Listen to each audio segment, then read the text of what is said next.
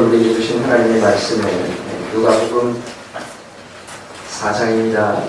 38절, 39절 신약성경 95면에 있는 말씀을 2절 말씀입니다. 2절 말씀을 우리가 같이 합독해서 함께 읽으면 좋겠습니다. 누가복음 4장 38절, 39절 2절의 말씀입니다. 같이 읽겠습니다. 시작. 예수께서 일어나 회당에서 나가사 시몬의 집에 들어가시니 시몬의 장모가 중한 열병을 앓고 있는지라 사람들이 그를 기다려 예수께 끌어가니 예수께서 가까이 서서 열병을 꾸짖으시되 병이 떠나고 여자가 곧 일어나 그들에게 수종됩니다. 아멘. 그 소식을 주보를 참고해서 보시기 바랍니다. 바이블랜드의 오늘 두 번째 갈릴리입니다. 갈릴리의 동성소와 눈물에 관해서 오늘 같이 말씀을 듣고요. 12일 목요일은 대입 수능 날입니다. 시험 날입니다. 최선을 다해서 그들이 좋은 컨디션으로 시험을 맞이하고 준비하고 계획할 수 있도록 여러분 기도해 주시고, 더불어 중학교 3학년 친구들 이제 고등학교와 앞으로 진로를 위해서 여러분 잘 기도해 주시고, 역시 초등학교 6학년 아이들도 중학교 배정을 놓고 기도하고 있습니다. 여러분 같이 기도해 주실 수 있길 바라고, 기간 총회를 통해서 2016년도 임원 선출해 주시고 저에게 알려주시면 좋겠습니다. 교회를 섬기는 일꾼들을 위해서 여러분 기도해 주시고, 화이트아웃 교회가 은혜 가운데 세워질 수 있도록 여러분 함께 기도해 주셨으면 좋겠습니다. 교회 여러분 왼쪽편에 보면 주일 예배 순서에 다음 주 안내위원이 등재되어 있습니다. 여러분 참고로 잘 보셔서 앞으로 안내에 또 예배의 준비에 여러분 유고가 없기를 이렇게 보실 수 있기 바랍니다. 예배 후에 식사 후에 목자 모임을 교육관 사무실에서 갖도록 하겠습니다. 하늘 소리 찬양대가 찬양으로 하나님 앞에 영광 올려드립니다.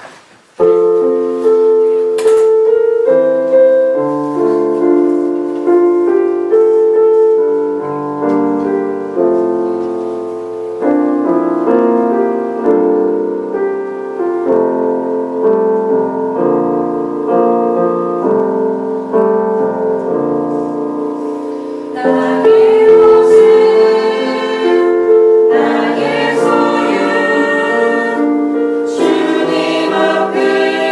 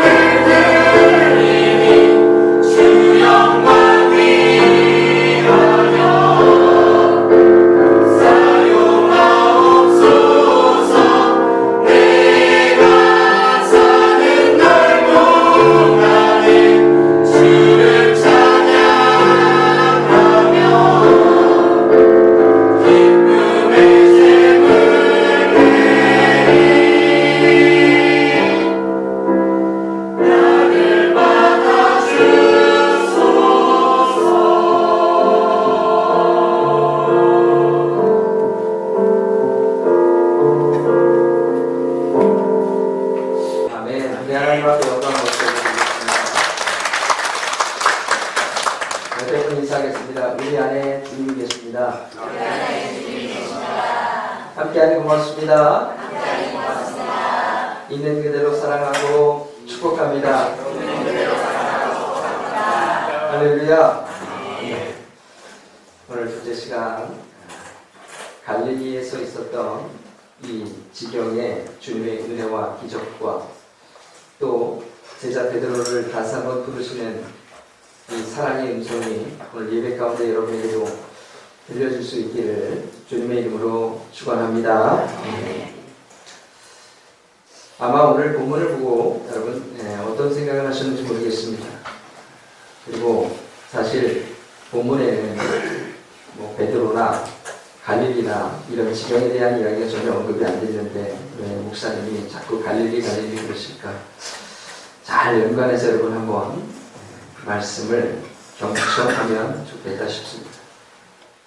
어제 오늘 금요일 저녁부터죠. 비가 간간히 내리고 있습니다. 아주 어떻게 보면 우리에게 필요한 비가 아닐까 생각합니다. 어제 토요일이었지만 제가 또 우리가 친척의 결혼식이 있어서 결혼식장을 찾았고 그 가운데서 저는 아주 놀라운 사실을 발견했습니다. 저희 친척이 한 분 계시는데 작은 아버님이시죠. 저한테 식구가 4명인데 4명이 이름을 전부 바꿨어요. 작은 아버님부터 시작해서 작은 어머니 또 아들, 딸까지 이름을 전부 바꿨습니다. 바꾼 이유는 그겁니다.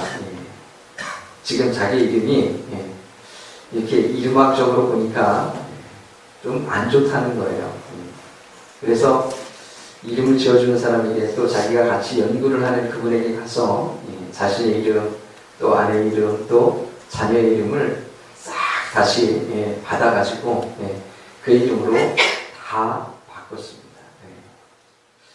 뭐 일례로 자녀의 이름이 아들이 웅진이었는데 갑출로 바꿨어요. 갑출. 그래서 그러시는 게 뭔가 대기업 총수의 이름 같지 않냐? 제가 그랬습니다. 정말 그런 것 같습니다. 그러면서 웃었어요. 그래서 제 이름을 생년월일하고 핸드폰으로 좀 보내라는 거예요.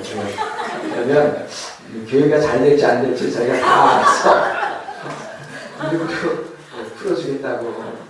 그래서 뭐 호용, 회원, 해인 동그라미가 셋이 다 들어간다는 거예요. 별로 안 좋은데. 사모 이름을 물어보면서 진희, 정작, 야 어떻게 보면 사모 덕분에 너희가 다 사람이 되겠다. 이러면서 이름을 풀어주고 계시더라고요. 그러면서요 그게 믿을만 하다는 거예요. 제가 왜 그러냐 물어봤어요. 너도 잘 알지? 명성교회, 큰 교회잖아. 그 명성교회 다니시는 분이 바로 그 교회 이름을 지으신 그분이 바로 이 이름을 풀어준 분이야. 저한테 그러는 거예요. 제가 약간 흔들렸어요. 우리 정말 이런 거를 가르치면서 이름 안에 그런 뜻을 남겨놓고 있을까 하면서 작은 아버님 마지막으로 하신 말씀이 이렇습니다. 좋은 이름으로 불리운다라는 것은 그만큼 많은 사람들이 그 이름의 뜻한 바대로 그 사람이 그렇게 살게 되길 원한다라는 바람과 희망과 행복이 거기에 묻어있기 때문에 이왕이면 좋은 이름을 져주는 것이 좋지 않겠느냐. 저도 거기에는 수긍을 했습니다. 사실 여러분 보세요. 성경에 어떻게 보면 블랙 유머라고 하는 룻기서가 기록되어 있습니다. 왜 그런 유머라는 단어를 거기 쓰냐면 히브리 언어상 그 언어를 가지고 그 언어 때문에 오는 참으로 어떻게 보면 반전 같은 드라마와 같은 그런 유머 같은 이야기가 전해져 내려온다라고 하는 거죠. 그들이 살고 있었던 땅은 베들레헴, 뜻은 떡집입니다. 빵집. 그런데 빵집, 떡집이라고 불리는 그 지경의 사람들이 굶어 죽게 됐다. 이것은 말도 안 되는 얘기다.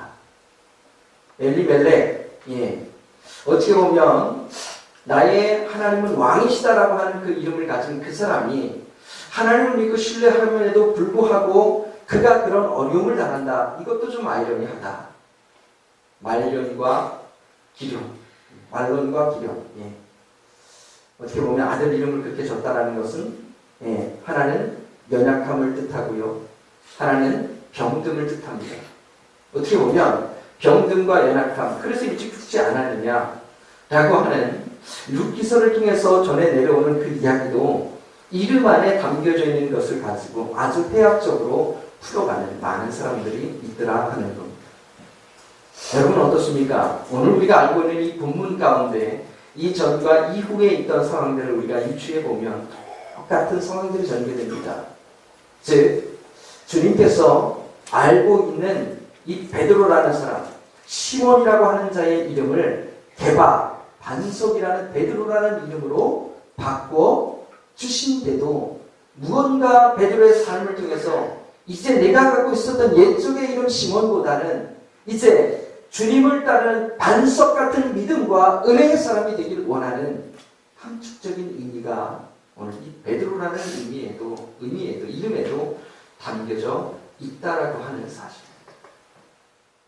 자, 여러분 오늘 우리가 읽어간 이 장면은 베드로의 장모가 어떻게 해요? 열병이라는 것을 걸려서 그 열병이 고쳐졌던 사건을 저희들이 함께 읽었습니다. 자, 보시죠. 저희가 읽진 않았지만 이 장면 후에는 많은 사람들이 주님을 통해서 고침받고 회복되는 사건의 역사가 기록되어져 있고요.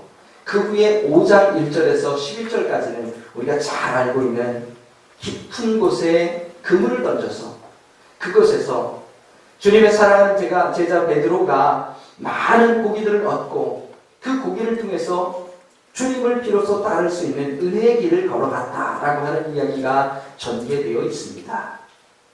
자, 저는 오늘 이 누가복음에 기록된 이 누가의 관점을 통해서 사랑하는 주님의 제자 베드로가 오늘 갈릴리의 사람 베드로가 어떻게 주님의 은혜와 사랑 가운데 함께 제자의 길을 걸어갈 수 있었는지에 대한 고백을 같이 한번 나누어 보도록 하겠습니다.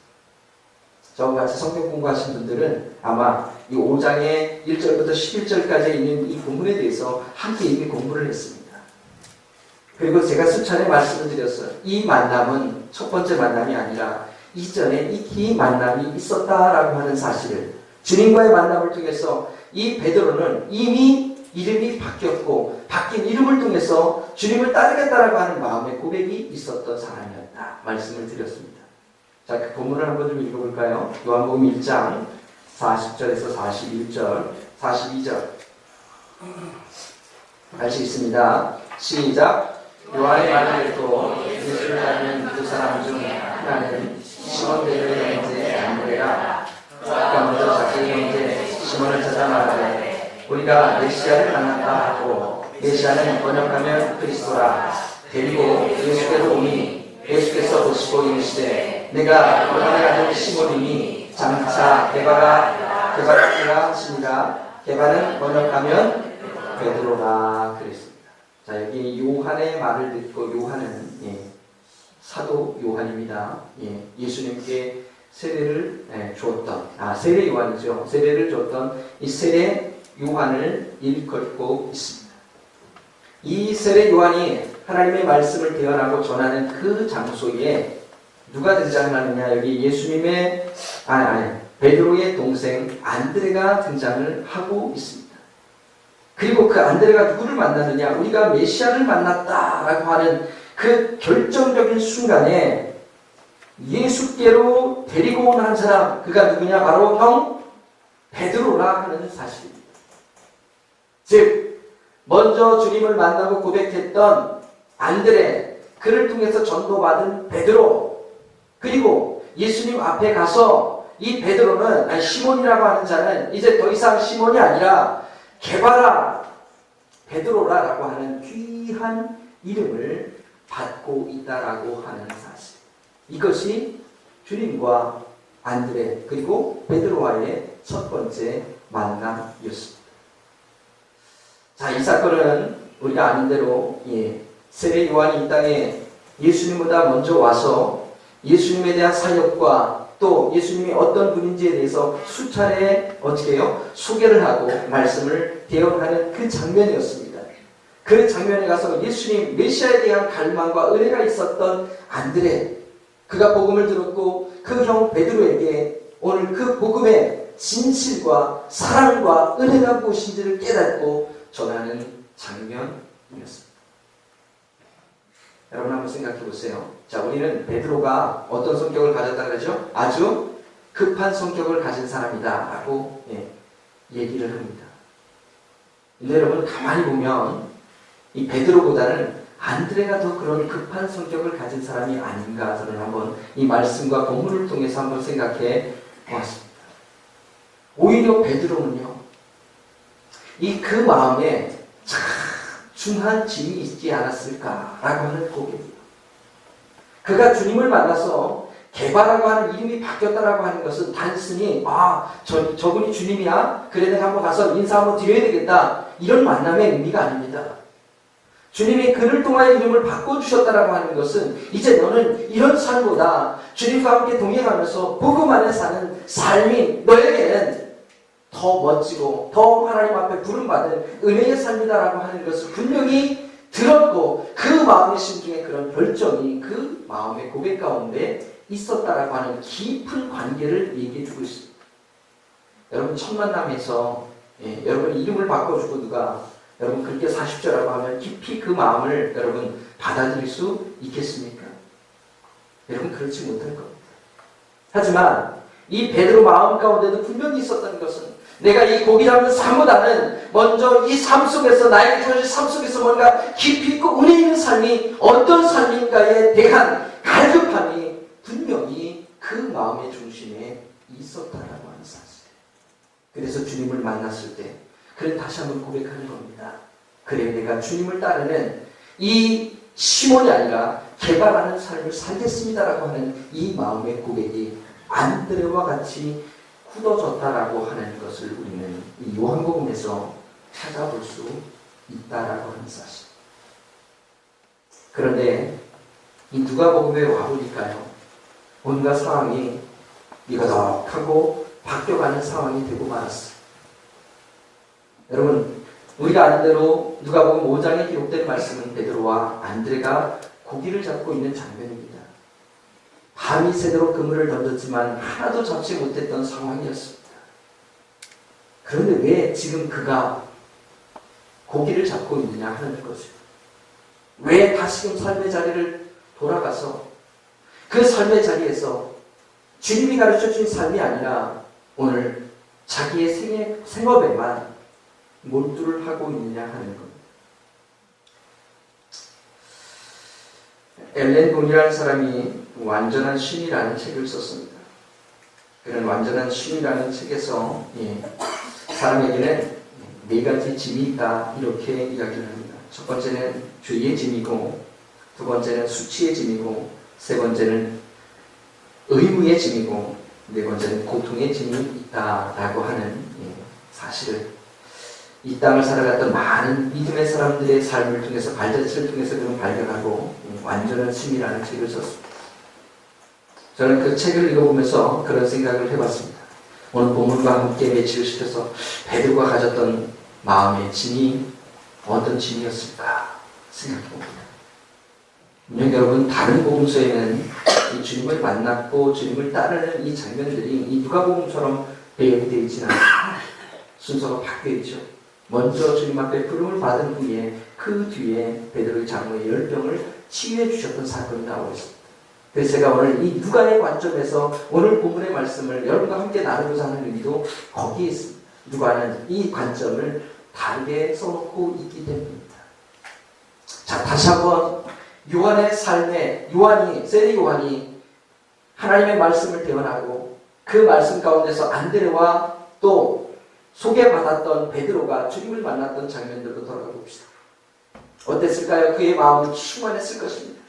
특히 동생 안드레, 고기 잡는 삶을 살다가 이제는 내가 정말 인생의 가치 있는 삶이 어떤 것인지에 대한 확고한 믿음의 고백 가운데 주님을 따르겠노라고 했던 세례 요한의 제자가 아니라 이제는 주님의 제자로 살겠다라는 마음의 고백이 있었습니다.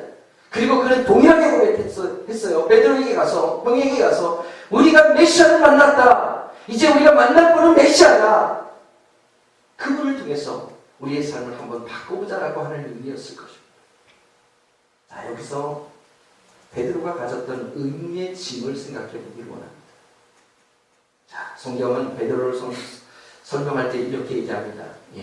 시몬의 아들, 요한의 아들 시몬아, 이렇게 소개합니다. 요한은 누굽니까? 그럼 시몬, 즉 베드로의 아버지입니다. 요한의 아들 시몬아라고 하는 이 성경의 표현을 보면은요, 그가 단순히 요한의 아들이다라고 하는 것을 표현하는 것이 아니라 어떻게 보면 그 가족 공동체가 함께 아버지 요한과 생활을 하고 있다라고 하는 것을 의미하는 것입니다. 그러면 누구를 모시고 있는 거예요?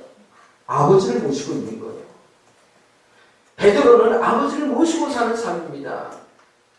자, 그런데 베드로의 집에는 또 누구? 열병을 앓고 있는 누가 계세요? 장모님이 계세요. 또 누구를 모시고 사는 삶입니까? 대답을 해보세요. 장모님도 모시고 사는 삶. 자기 아버지도 모시고 장모님도 모시고. 자, 그런 가운데 동생은 뭘 하겠다 그러죠? 고기 잡는 거 이제 그만하고 신학교 가겠다 그러는 거예요.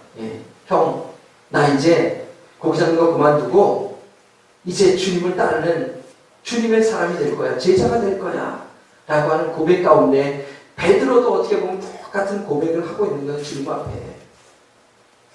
그리고 나서 일이 벌어졌습니다. 어떤 일이냐?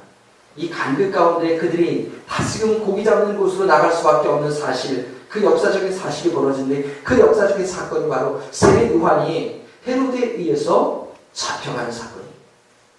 자신들에게 예수 그리스도를 소개해줬고 그분이 어떤 분인지 메시아에 대해서 소개해줬고 세례 요한이 가르쳐줬던 삶을 통해서 복음이 무엇인지를 깨달았던 그들의 삶. 그런데 그렇게 의지했던 세례 요한이 잡혀갈 거예요. 감옥에 갇히고 이후에 들으니까 세례 요한이 어떻게 해요? 죽음을 맞이했어요. 끔찍하죠. 야, 이거 뭔가 이상한데? 그러다가 자기의 이름을 바꿔줬던 주님마저도 행방불명이 됐습니다. 여러분 어디 가셨죠? 40일 무엇이었어요? 주님이 금식기도 하셨어요. 광야에서 금식기도 하면서 하나님 앞에 사명을 받기 위한 새로운 그 사역의 길을 걷기 위한 준비를 하시는 것이 바로 예수님이었습니다. 세례 요한은 잡혀가고 예수님은 온데간데 없이 어디로 사라져버립니다. 여러분 2달이라는 사이, 60일이라는 사이 동안 이들에게는 엄청난 변화의 과정들이 벌어지고 있는 겁니다. 분명 그 뜨거운 마음들이 있었는데 그 뜨거운 마음이 60일이라는 2달이라는 이 과정 가운데 어느덧 세례 요한은 잡혀가고 예수님에 대한 소식은 온데간데 없고 마음의 착잡함과 두려움이 엄습해오기 시작하는 것입니다. 여러분 베드로의 심정을 다시 한번 해보죠. 자, 우리 본문에 있는 이 본문을 같이 한번 좀 더 읽어보겠습니다. 38절을 한 번 더 읽어보죠. 시작. 예수께서 일어나 회당에서 나아가사 시몬의 집에 들어가시니 시몬의 장모가 중한 열병을 앓고 있는지라 사람들이 그를 위하여 예수께 구하니 그랬습니다. 자, 여기에 등장하고 있는 것이 누구예요? 사람들이 그를 위하여 예수께 구한다 그랬어요. 즉 베드로의 장모가 열병을 앓고 있는데 주님 좀 고쳐주십시오.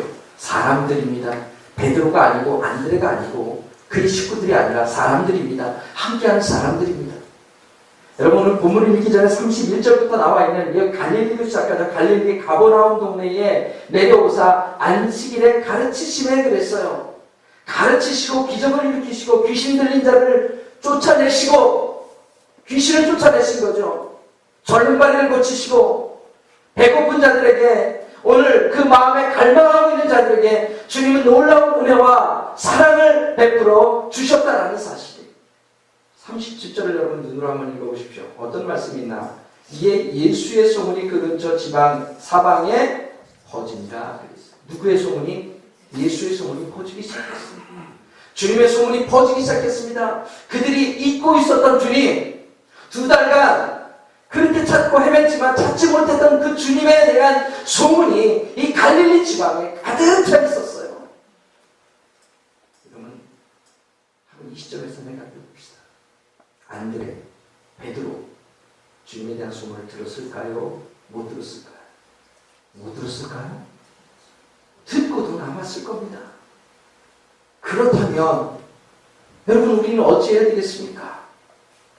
그렇다면 아마도 이 안드레와 베드로는 누구에게 뛰어갔어야 맞을까요? 성경상 예수님께로 뛰어가서 주님 왜 이제 오셨습니까?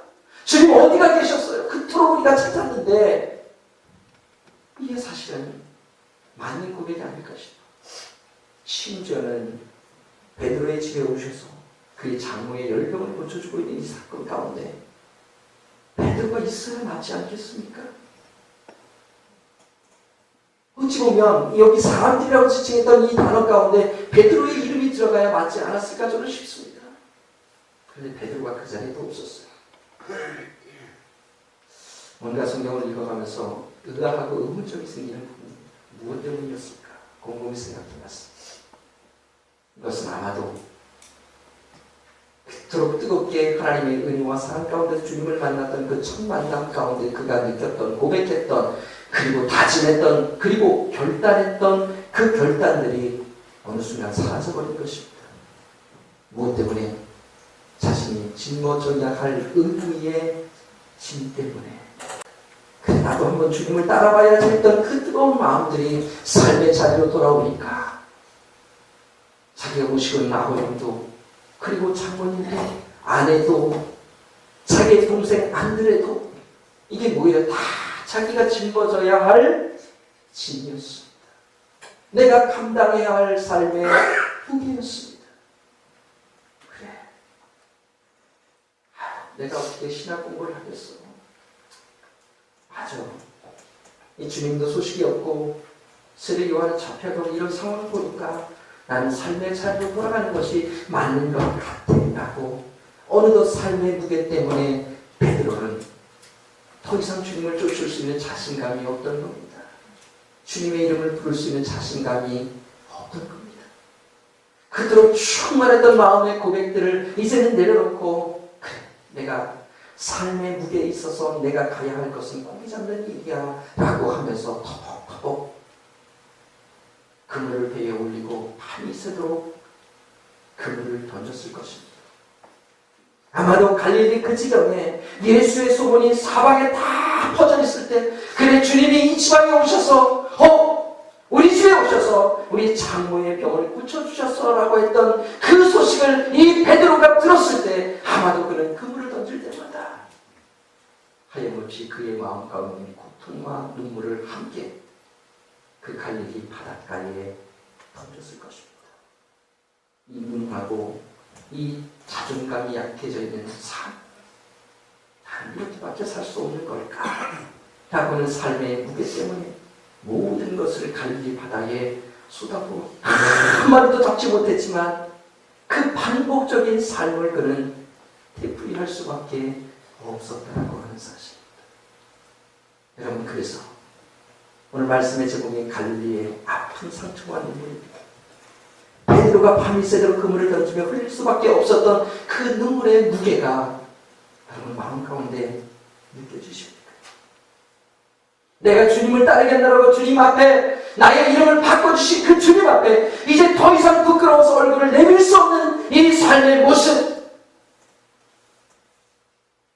그러나 여러분, 오늘 우리가 읽지 않았지만 오정에 있는 주님 앞에 그물을 던져 내려서 그 말씀에 순종해서 많은 물고기를 잡아 주님 앞에 고백했던 여러분 베드로의 고백의 모습을 우리 같이 한번 눈여겨 읽어보겠습니다. 8절 말씀, 5장 8절입니다. 뭐라고 고백하죠? 시작. 시몬 베드로가 이를 보고 예수의 문 아래 엎드려 이르되 주여 나를 떠나소서 나는 죄인으로소이다 하니 그랬습니다. 여러분, 베드로는 아무 할 말이 없고 이 말밖에 주님 앞에 고할 것이 없었습니다. 너무나도 부끄러워서 주님 얼굴 뵙기가 창피해서 내가 그렇게 말했던, 주님 앞에 결심했던 그 모든 것들이 한순간에 무너져 내리는 것 때문에 너무나도 기가 막힌 자기 삶을 돌아볼 때 주님, 나는 죄인입니다. 나를 떠나소서. 이 말 한마디 밖에는 주님 앞에 뱉을 말이 없었다라고 하는 사실.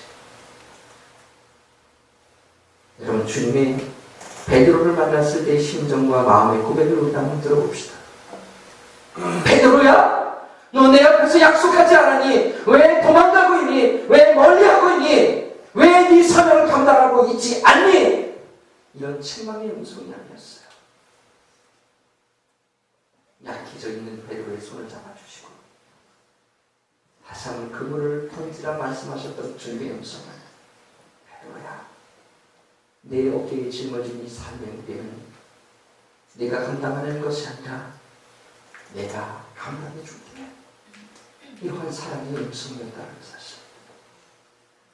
내가 밤새도록 그물질하고 고기 잡아서 내가 감당해야 할 이 가족의 부양은 내가 하는 것이 아니라 내가 해줄게라고 하는 사랑의 주님의 음성이었음을 알아주고 있습니다.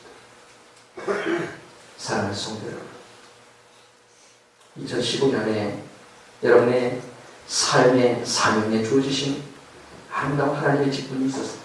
여러분 어떻게 감당하셨습니까? 이제 남은 2달이 우리에게 있습니다.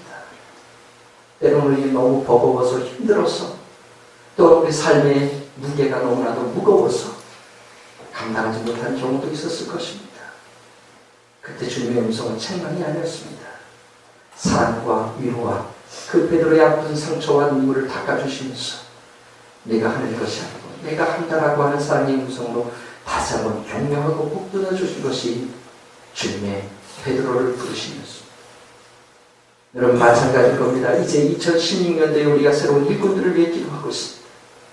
그 일꾼들을 위해서도 나 같으면, 우리 같으면, 저분 같으면 어떤 준비된 많은 일들이, 사역이 우리에게 있지만 그분의 재력과 지식과 경제력과 이걸 보시고 주님이 오늘 하나님과 함께 일할 사람들을, 제자들을 선출하시고 함께 가자라고 말씀하시는 것이 아니라, 오늘도 삶의 무게 때문에 주님 도저히 감당할 수 없습니다라고 주님의 소문을 들었지만 멀찌감치 떨어져서 주님을 바라볼 수밖에 없는 그런 약한 인생들을 불러서 주님은 다시 한번 그의 눈물을 닦아주시고 함께 일하자라고 손 내밀어 그 영혼을 위로하고 인도해 주신다라고 하는 사실입니다.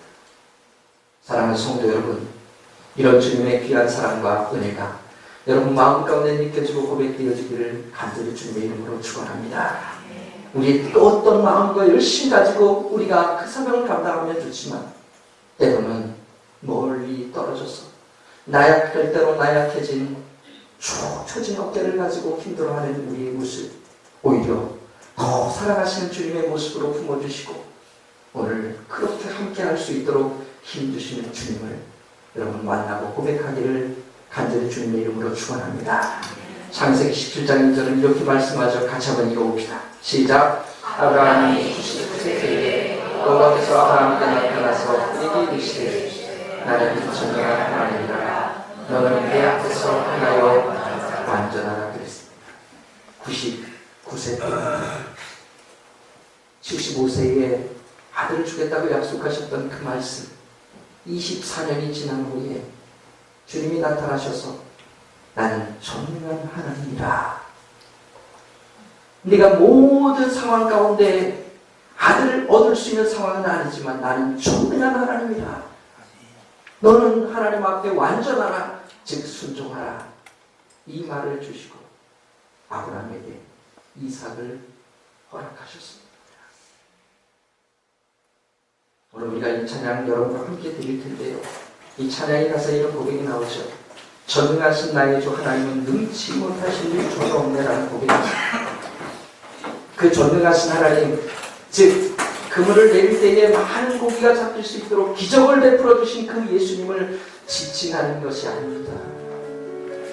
물론 그것도 우리에게 기적이었지만 그 많은 고기 때문에 과연 베드로가 주님을 따랐을까요?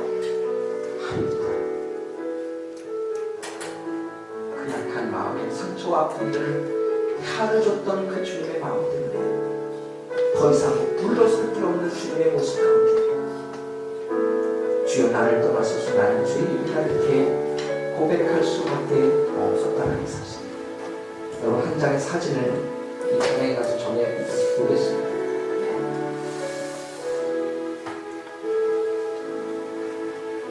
주여 나는 죄인입니다. 나를 떠나소서. 이 작품의 이름이 이것입니다. 십자가 앞에서 무릎을 꿇고 나는 죄인입니다. 나를 떠나소서.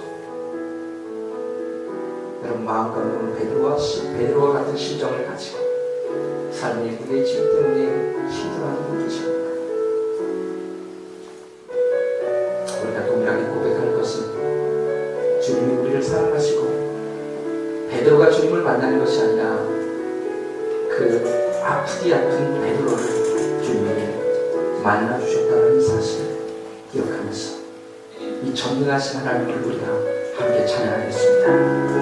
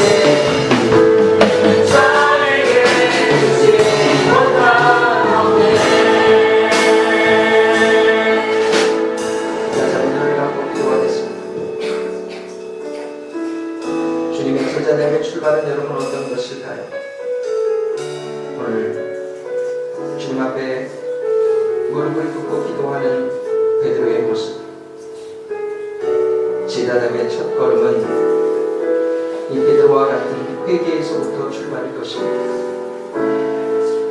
삶의 무게의 짐 때문에, 고통과 환난 때문에, 어려움 때문에, 주저함 때문에 주님 앞에 온전하지 못했던 뒷걸음질 쳤던 우리의 삶을 되돌아보며 주님, 나는 주님입니다, 나를 떠나소서, 이렇게 고백하는 것이 제자의 삶의 첫걸음인 것입니다. 오늘 주님 앞에 우리는 동일한 마음으로 고백하고 싶습니다. 기도하고 싶습니다. 갈릴리 땅의 베드로처럼 이 땅 가운데 살아가는 우리의 삶의 모습, 지금도 이 삶의 무게 때문에 부끄러워 주님 앞에 온전한 삶으로 나아가지 못하는 우리의 모습, 그러나 주님은 그런 연약함을 사랑하시고 인도하시고 그 연약한 삶 가운데 오셔서 우리의 삶을 바꿔주실 줄 믿습니다. 함께 기도할 때 주님 우리를 도우시고 전능하신 하나님을 찬양할 수 있도록, 내가 하는 것이 아니라 주님이 하는 고백할 수 있도록 은혜를 달라고 함께 기도하겠습니다.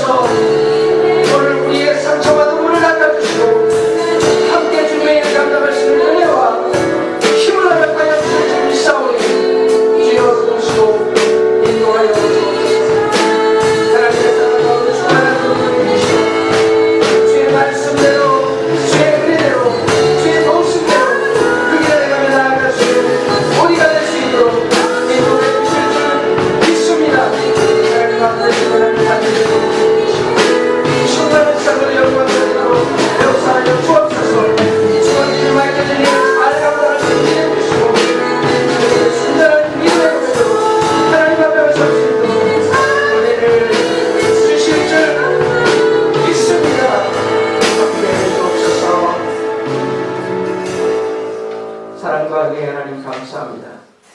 거룩한 성물에 우리에게 갈릴리의 베드로처럼 눈물로 한숨으로 이 땅의 두려움으로 삶의 무게로 짓눌린 우리의 삶에 우리의 모든 짐들을 대신 져주시고 사명 감당할 수 있도록 새로운 힘 주신 주님, 그 주님을 우리가 함께 찬양하기를 원합니다.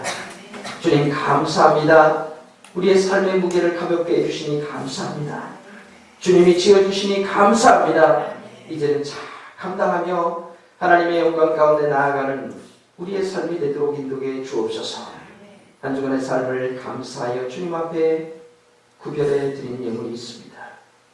열의 하나를 구별했고 감사의 예물로 구별했고 일천번제로 구별했고 또한 아버지 여러 가지 감사의 제목으로 주님 앞에 구별해 드린 예물이 오니 주님께서 이 예물이 쓰여지는 곳곳마다 하나님의 은혜와 충만함의 고백이 가득하도록 인도하시고 역사 주관하여 주시옵소서. 함께해 주시길 간절히 바라고 원하며 예수님의 이름으로 기도하옵나이다. 아멘. 자리에서 일어나겠습니다. 우리 620장 우리 여러분 우리 함께 축복하며 찬양하고 축복하고 예배를 마치겠습니다.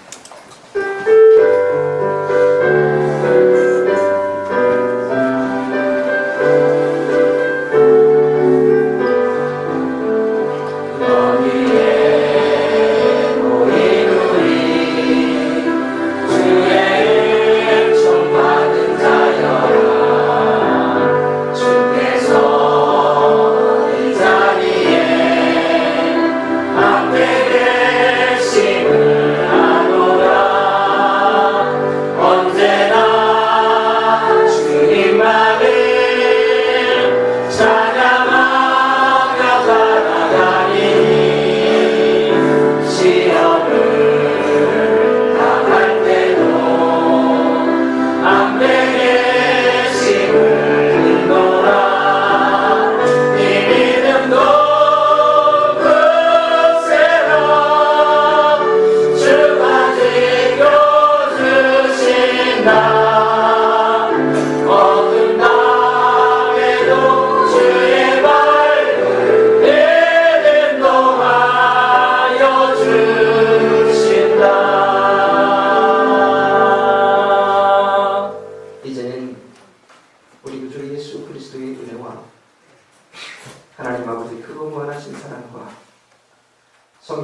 교통하시고 함께하심에 놀라우시는 주님, 우리의 삶의 무거운 짐 때문에 도저히 어찌할 수 없는 주님의 낯을 피하는 삶 가운데도 베드로를 친히 만나주시고 위로하며 격려해 주셨던 주님의 놀라운 사랑이 오늘 우리를 향한 사랑임을 고백하고 세림어도 세상으로 돌아가는 사랑하는 성도들 머리머리 위에 가정과 자녀들 위해 이제부터 영원토록 함께 하시옵기를 간절히 축원하옵나이다. 아멘.